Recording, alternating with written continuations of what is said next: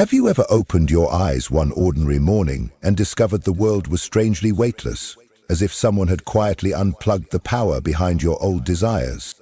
The dishes still waited in the sink. The dog still barked at passing cars, yet a vast hush echoed under every routine. Friends might call it enlightenment, a breakthrough after months of meditation or grief or sudden grace. But to you, it feels more like stepping into a vaulted cathedral after all the candles have been blown out. The mind is awake, unmistakably clearer, and still the heart wanders through empty aisles asking, now what?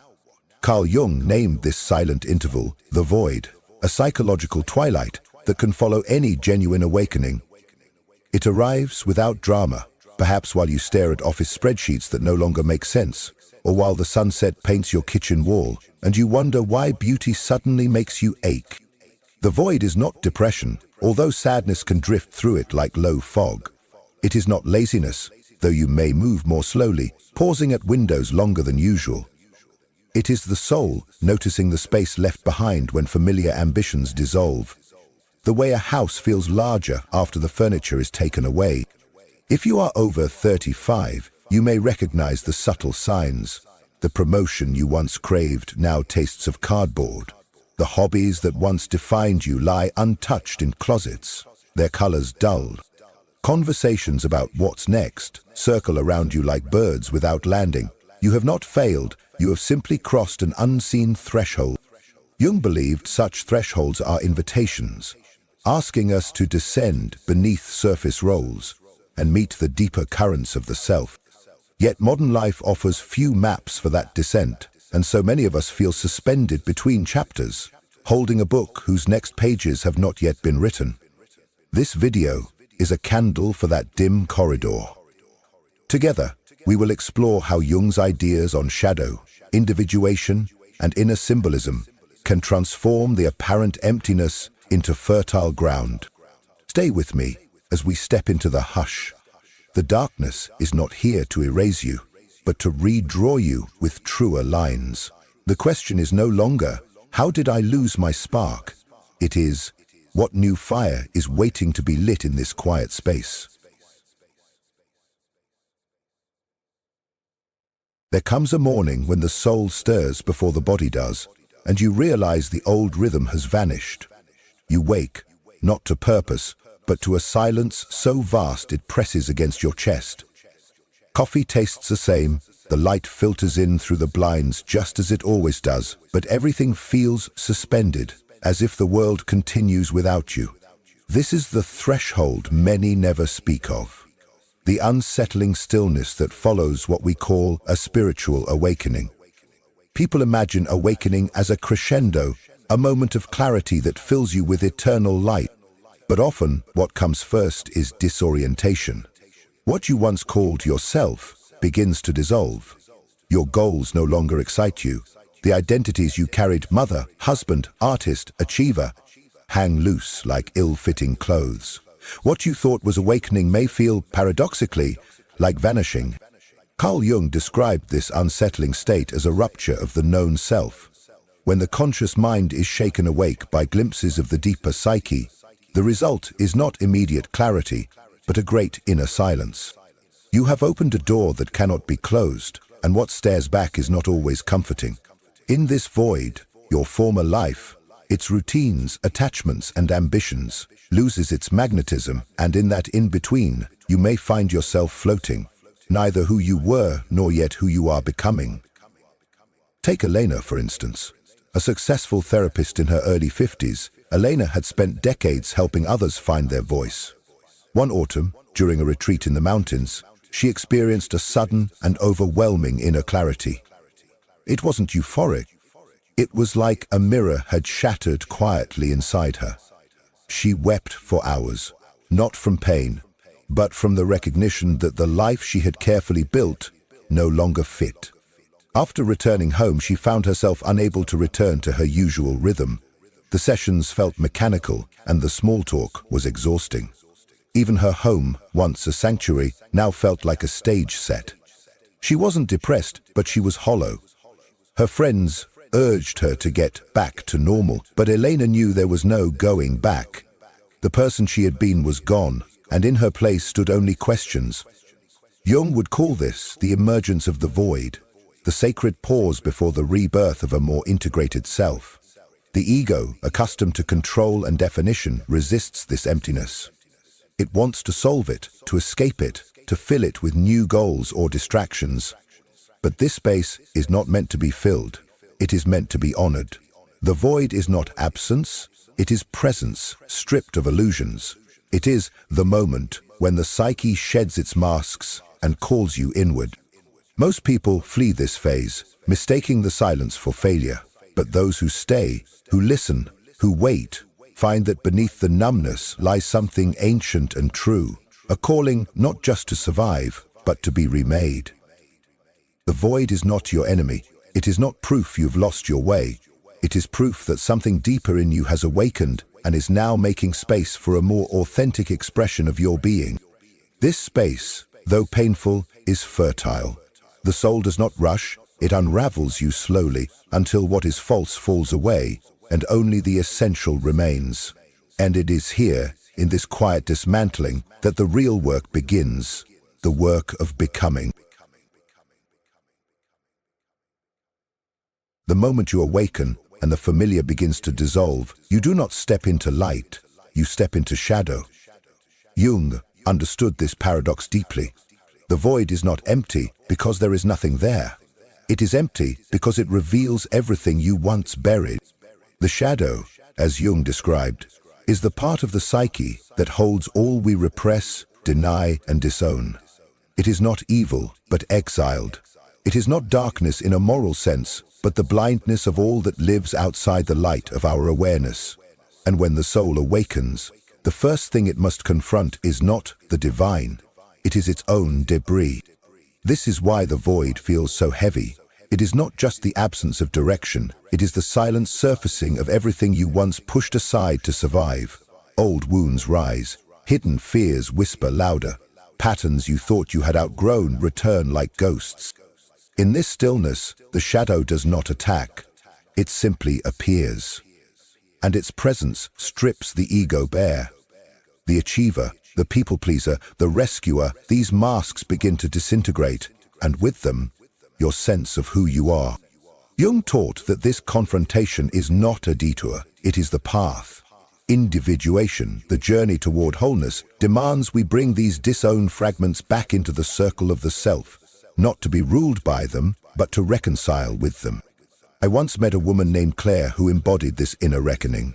In her early 60s, long after she thought her life had settled into certainty, her daughter stopped speaking to her. No fight, no explanation, just silence. At first, Claire responded with logic. She replayed conversations, reread messages, and clung to timelines. But underneath the confusion, something deeper began to stir. The silence didn't just echo her daughter's absence, it mirrored something more ancient within her. Memories from childhood began to resurface, memories of her own mother's silence, of long afternoons where love had to be earned by perfection. And for the first time, Claire realized that her pain wasn't just about this rupture. It was the unveiling of a pattern passed down, lived through, and never questioned. In the quiet space left by her daughter's absence, Claire met her shadow, the part of her that confused control with care, presence with performance. It shattered her, but it also invited her into something honest. Jung would say that Claire had entered the second birth. The ego, having collapsed, makes room for the deeper self to emerge. This process is not dramatic on the outside. It often looks like withdrawal, fatigue, and disinterest in things that once sparked joy. But beneath that stillness, the psyche is reorienting. You are learning to live not from the mask, but from the marrow. The void, then, is not punishment, it is purification. It is where the soul reclaims what was abandoned. To walk through the void with awareness is to begin the sacred work of integration. And this is where transformation becomes inevitable. For once you see the shadow, you can no longer pretend it isn't you. You begin to speak to yourself with a tone that is less sharp and more curious. You forgive without needing to forget. You trace the roots of your anger, your fear, your control, and you learn to tend to them rather than react through them. The void teaches you that you are not broken, just divided, and the healing lies not in erasing your past, but in stitching it back into your presence. So if you find yourself in this liminal space, unmotivated, confused, tired of old roles and unable to embrace new ones, know this: you are not lost. You are between identities. You are not crumbling, you are composting. The false self decays, so the true one may rise. The void is your initiation, not your end. And Jung reminds us that until we make the unconscious conscious, it will rule our lives, and we will call it fate. But the moment we meet the shadow with open eyes and a willing heart, the void begins to transform, not into certainty, but into truth. Once you've seen the outline of your shadow in the void, the next invitation is one most resist: to sit with it. Not to fight, not to fix, but to face. This is where the real confrontation begins, not with the world, but with the self. And this encounter is rarely comfortable. We are conditioned to reject what is inconvenient about us. The envy that seeps into our joy for others, the silent rage beneath our politeness, the desire to be seen that hides behind our humility. These are not flaws to be exiled. They are fragments of a self that once learned to survive by going quiet. And if we do not turn toward them, they will turn us into someone we no longer recognize. The shadow unacknowledged becomes the saboteur of intimacy, creativity, and inner peace. Jung understood that we cannot integrate what we do not first make conscious. That is why reflective practices like journaling, silent meditation, or speaking into the solitude are not indulgent, but essential. They open the door to dialogue with the parts of us we usually silence. These practices are not about becoming someone new. They are about unearthing the original self who exists beneath the defensive layers we call personality. But to reach that self, you must first meet what stands in the way. Ethan, a 48-year-old pastor, came to this edge when his congregation began to shrink and his sermons lost their fire. He felt disconnected, not just from his faith, but from himself. On paper, he was everything he was meant to be: respected, kind, consistent. But behind closed doors, he was hollowing. He began journaling late at night, at first scribbling frustrations, then slowly bleeding out buried truths. What emerged startled him. He wasn't just tired, he was angry. Angry at the God he had tried to serve so perfectly, angry at the years he had poured into others while neglecting his own questions. He had used his kindness as a shield. His smile was armor, and beneath it all was a man who had never grieved the childhood he lost, trying to please a distant father. The act of writing became more than catharsis. It was confession to the self. And in that confessional, Ethan met a part of himself he had long denied. A boy who still feared being unloved unless he was useful. This moment, painful as it was, did not destroy him. It reassured him. His sermons began to shift, becoming less about answers and more about wrestling with the unknown. His presence deepened, not because he was more certain, but because he was more whole. The congregation noticed, not because he had returned to his old self, but because something real now stood in his place. This is the quiet alchemy of confronting the shadow. You stop trying to be good, and you begin to be true. The truth is, the shadow is never as frightening as the effort we expend trying to keep it hidden. In avoiding it, we create inner wars, self-betrayals, and psychic fatigue. But when we turn toward it with gentle courage, something miraculous happens.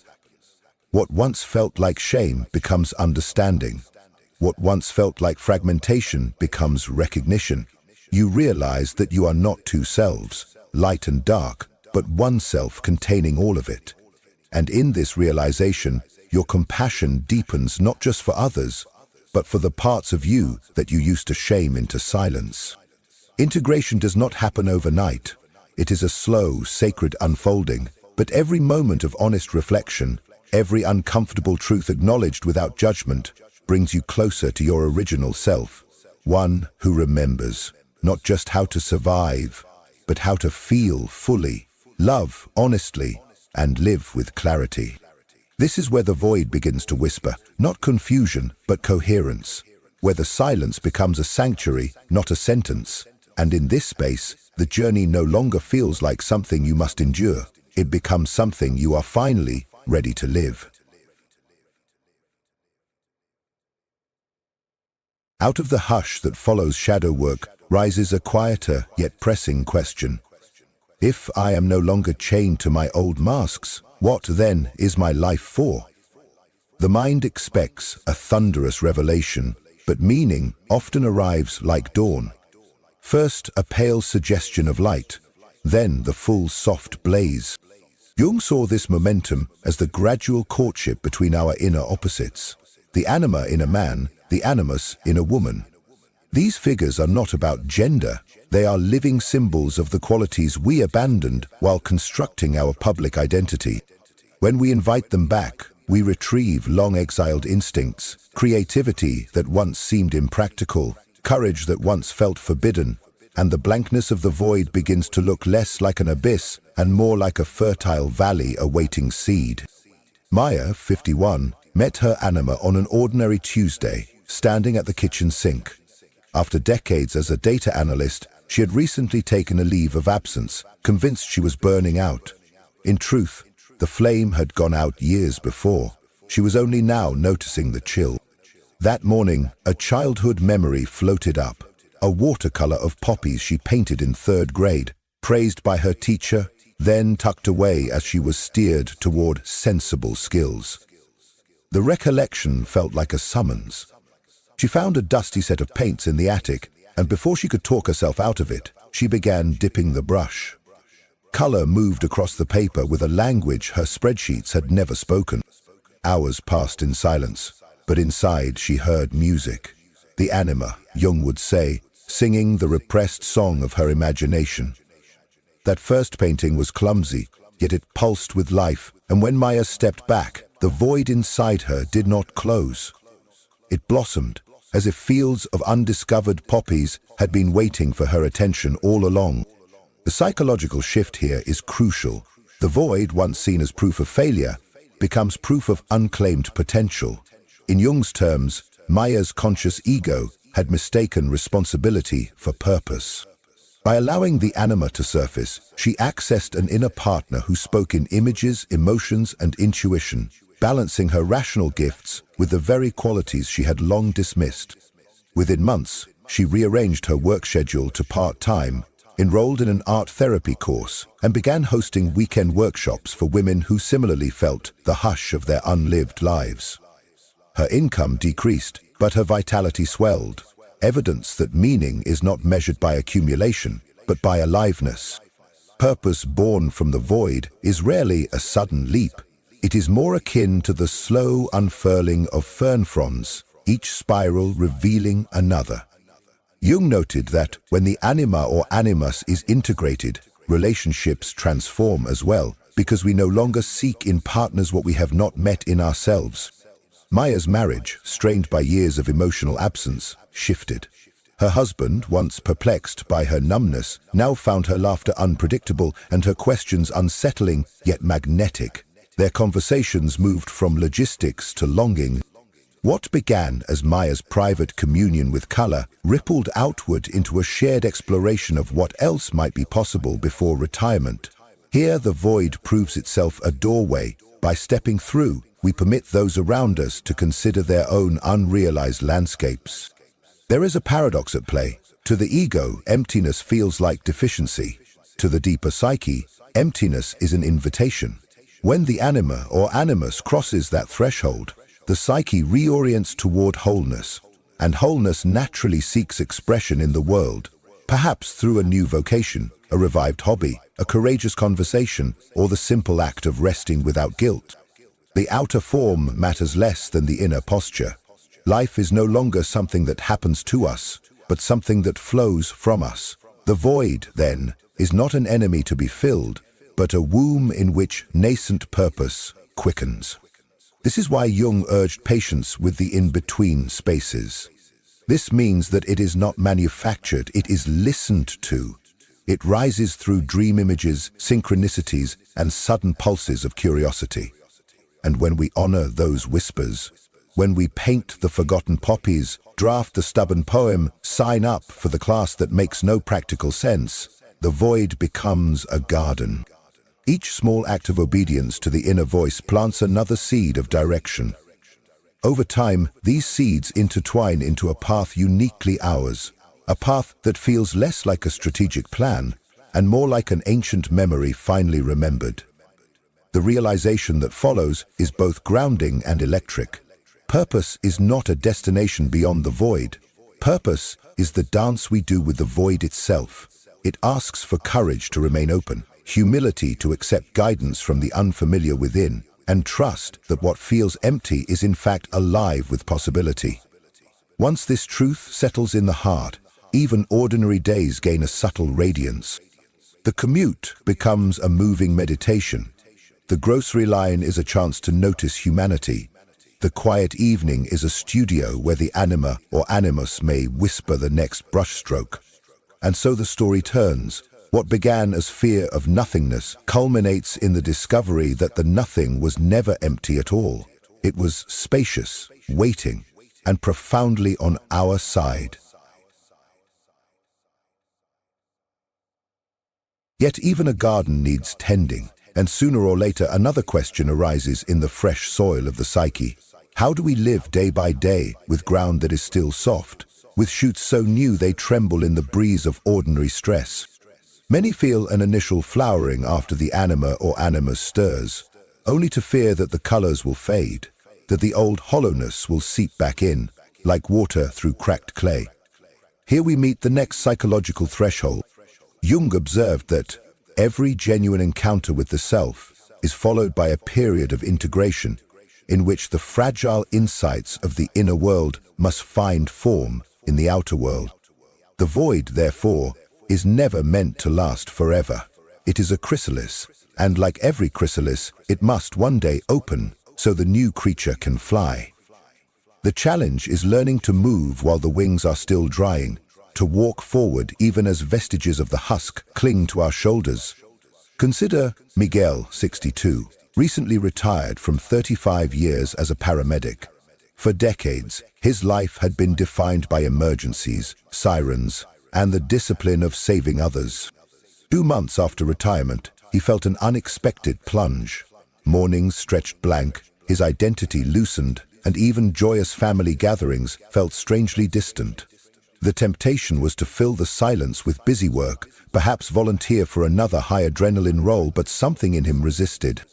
He remembered a dream that had recurred throughout his career. He would stand on the deck of a vast ship at night, the ocean black on every side, and sense that a lighthouse was behind him, waiting to be lit by his hand. During those frantic decades, he had pushed the image aside. Now, faced with the void, he realized the lighthouse was not about rescue, but about guidance, about illuminating from stillness rather than racing toward disaster. Encouraged by a counselor, he began to paint that scene, small strokes at first, bewildered by how awkward the brush felt compared with the sure grip he had on medical instruments. Yet, as the beam of light in the canvas widened, Miguel found his breath deepen. He started attending a local art studio twice a week, surrounded by strangers who were also learning to risk imperfection. The void remained, but it was no longer black. It shimmered with invitation, like moonlit water that quietly urges the swimmer to enter. Miguel's story embodies a crucial insight. Integrating the void means translating inner symbols into outer practices. Jung called this the transcendent function, the bridge that allows the unconscious content to reshape conscious life. The bridge is built not by grand gestures, but by daily rituals that honor what has been discovered. For some, like Miguel, it may be visual art. For others, it might be writing a single, honest paragraph each evening, or sitting for 10 minutes at dawn with no goal except to feel the heartbeat's steady drum. The act does not matter as much as the attitude, one of listening rather than controlling, of cooperation with the unseen rather than conquest. Over time, these small devotions weave a new rhythm into the nervous system, teaching the body that stillness can coexist with purpose. Support is equally vital. Jung warned that the ego, stripped of its familiar armor, can easily collapse back into old habits if it faces the psychic winds alone. Sharing the journey with trusted allies is not a sign of weakness. It is the ecological truth of human growth. Miguel hesitated before showing his lighthouse painting to anyone, yet when he finally did, his daughter saw in it a tenderness she had rarely witnessed in him. Her response was not critique, but curiosity, and their conversations ventured into memories he had long buried. The first time he froze during a call, the night he considered quitting, the child he could not save. Naming those memories in a safe space released the pressure that had kept them lodged in his chest. In this way, the relationship becomes the trellis upon which new shoots can climb, providing structure until they are strong enough to bear fruit in the open air. There will be days, of course, when the void seems to return, when inspiration stalls and the inner critic snarls that nothing has truly changed. In those moments, Jung advised an attitude of active imagination, dialogue with the feeling rather than flight. Miguel learned to close his eyes, picture the dark ocean once more, and ask the water what it wanted. Sometimes the answer was a color he would later mix on his palette. Sometimes it was a memory he needed to write. Sometimes it was a simple instruction to rest. By treating the void as a living partner rather than an enemy, he discovered it had seasons, ebb and flow, silence and song. The emptiness was not a relapse into meaninglessness, but a reminder to listen again, to adjust the sails of his practice. The philosophical turning point arrives quietly, often while washing dishes or walking the dog. We realize the void was never outside us, nor fully inside us, but a space between, a threshold that teaches us to move with greater honesty. Its purpose is not to torment, but to tune. Once tuned, our choices begin to resonate with a deeper pitch. Miguel now volunteers at a youth center, not as a paramedic, but as an art mentor, guiding teenagers to paint their own inner lighthouses. He says the sirens still echo in his dreams, but they no longer jolt him awake. They remind him of who he was and honor the road that led him here. The void did not erase his past. It reframed it, turning years of urgency into a foundation for present calm. So if you stand today in that strange hollow after awakening, remember that you are not at a dead end, but at a resting shore between two tides. Seek companions who honor silence. Give your hands something simple and sincere to do. Welcome uncertainty as the roaming scout of a new purpose. Above all, trust that the void is temporary. It is very barren and rich with seeds. Tend them with patience, and one dawn you will look back and see not a wasteland, but a field in bloom. Evidence that the darkness you feared was in fact the fertile night of your own becoming. Some evenings, when the sky is neither day nor night, the shoreline seems to breathe between two tides.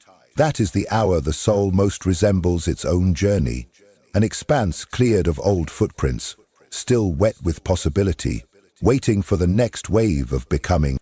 The emptiness you once feared is that shoreline. It is not a verdict on your worth, but a pause in the rhythm of growth, a deliberate hush, so deeper music can be heard. Jung reminded us that the psyche is fashioned in circles, each widening beyond the last, and that every darkened ring is a necessary corridor to the light that follows. The void, then, is less a pit than a womb, less an absence than a hidden chamber, where the fragments of your former self rearrange into patterns the daylight has not yet seen. If you lean close, you will notice the silence is not vacant. It hums with seeds of new allegiance, to honesty over habit, to tenderness over defense, to creativity over mere survival. The hollow ache signals that the soil is turning, making room for roots you have not yet imagined. Trust that sensation, the way a sailor trusts the invisible pull of the stars. You may feel suspended, yet something vast and precise is steering you toward a shore that bears your name. Carry this insight with you. The parts of you that seem lost are often only hiding so they can germinate. Treat them with the patience you would grant a buried bulb in winter. Do not rush the blooming. Instead, rise each morning and meet the ordinary tasks of living with the quiet certainty that the extraordinary is unfolding beneath them. Sweep the floor, answer the call, stir the soup. All while holding a small ember of expectancy behind your ribs. Such humble movements supply the heat that coaxes hidden petals to life. When doubt returns, picture that shoreline at dusk. See how the tide that slipped away hours ago inevitably rolls back, refreshed, gifting shells and polished glass no eye has yet claimed. So it is with the self. What recedes in darkness returns with treasure. Stand barefoot in that meeting of water and sand. Feel the cool rinse of becoming. Let the current carry away the husk of yesterday and leave in your hands the smooth, unsuspected shapes of tomorrow. The journey does not end here. It deepens, widening the circle once more, inviting you to step forward and leave new prints in the shimmering, nascent light. If something within this message stirred you, if even a single word mirrored your inner experience, I invite you to let your voice be heard in the comments. Have you encountered that soul whose presence feels like home, or are you still walking the sacred path back to yourself? Your story, however unfinished, may become the lantern in someone else's darkness, the very sign they didn't know they were searching for. And if someone close to you is silently struggling with the illusion that love must hurt, that self-abandonment is the price of connection, or that they are unworthy of peace, share this video with them. Help me reach the ones who need to remember. Real love does not demand that we shrink. True connection does not ask for sacrifice of the soul. And the most vital union we will ever form is the one with our own inner truth. Before you go, I invite you to subscribe and activate the notification bell. Here, in this space, we journey beneath the surface of things, exploring the hidden architecture of the psyche, the whispers of the unconscious, and how every relationship is but a mirror reflecting our personal evolution. If there's a theme, a question, or a wound you would like us to explore in future videos, leave it below. This space breathes because of you. Your voice is not only welcome here, it is essential. Thank you for showing up, not just to this video, but to your inner work, to the sacred labor of remembering who you truly are. And always remember this: when the right person appears, your soul will know, not through fear, but through peace. But until that moment, let your most intimate relationship be the one you cultivate within. That is the foundation, that is the home. And from that wholeness, all things real are born. Until next time, I'll see you on the path.